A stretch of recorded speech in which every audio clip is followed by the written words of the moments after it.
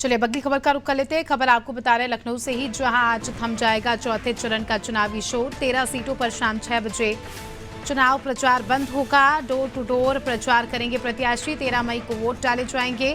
13 सीटों पर 130 प्रत्याशी मैदान में हैं और ददरौली विधानसभा सीट पर उपचुनाव होगा। ज्यादा जानकारी ले लेंगे, विवेक हमारे साथ लगातार जुड़े हुए हैं। विवेक, 13 सीटों पर शाम 6 बजे तक जो है मतदान को लेकर जो प्रचार प्रसार किया जा रहा है पार्टियों का, वो बंद हो जाएगा। 13 मई को यानी परसों चुनाव है। उसके पहले आप किस तरह की तस्वीरें देख रहे हैं, किस तरह का माहौल हो रहा है?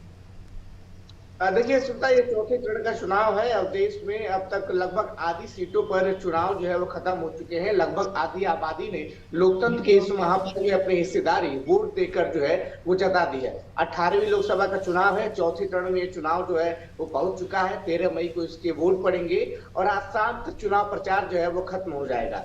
बात की जाए तो इन चौथे चरण में 13 लोकसभा सीटें हैं जहां पे 130 प्रत्याशी अपनी किस्मत आजमा रहे हैं। इसके अलावा शाहजहांपुर के ददरौली विधानसभा में उपचुनाव होना है, वहां भी अब प्रत्याशी जो है वो घोषित हो चुके हैं। अगर बात की जाए इस लोकसभा के चौथे चरण की, तो कुल 13 लोकसभा सीटें हैं और 13 लोकसभा सीटों में भारतीय जनता पार्टी और इंडिया गठबंधन के बीच अच्छा खासा मुकाबला दिखाई दे रहा है। इसमें जी अमेठी, रायबरेली की, कांग्रेस की वो 2 वीवीआईपी सीटें भी शामिल है और इस बार रायबरेली की सीट जो है वो हॉट सीट के रूप में दिखाई दे रही है। राहुल गांधी पहली बार रायबरेली से चुनाव लड़ रहे हैं। अमेठी से कृष्णविलास शर्मा जो गांधी परिवार के सदस्य हैं वो चुनाव लड़ रहे हैं। भारतीय जनता पार्टी की पूरी कोशिश है कि रायबरेली के दुर्ग को जीता जाए। 19 में अमेठी जीत चुके हैं, 24 में रायबरेली के दुर्ग को जीतकर कांग्रेस की जो पारंपरिक सीट है उसको जीतकर कांग्रेस को झटका देना भारतीय जनता पार्टी लगातार चाह रही है। चौथे चरण के चुनाव से ठीक पहले हमने देखा कि किस तरीके से भारतीय जनता पार्टी के प्रदेश कार्यालय पर बीजेपी के राष्ट्रीय अध्यक्ष जेपी नड्डा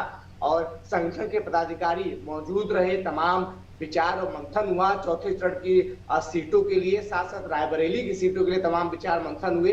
अब 13 मई को चुनाव होने वाले हैं। 13 सीटें हैं लोकसभा की और 130 प्रत्याशी यहाँ पे अपने अपनी किस्मत जो है आजमाने के लिए मैदान में उतरे हुए। बिल्कुल, और इस बार क्योंकि काफ़ी ज़्यादा, जिस तरह से आपने भी जिक्र किया कि सभी की नज़रें उन सीटों पर है जो चौथे चरण में जिन पर चुनाव होने हैं, क्योंकि हॉट सीट भी है, राहुल गांधी भी मैदान में है, तो अब देखना दिलचस्प होगा कि किस तरह से मुकाबला होता है।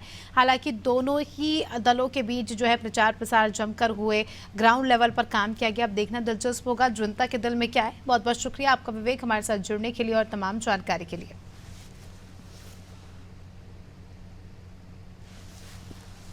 तो दर्शकों को बता दें कि चौथे चरण में उत्तर प्रदेश में भी चुनाव होना है। उसके पहले प्रचार प्रसार यहाँ पर थम चुका है।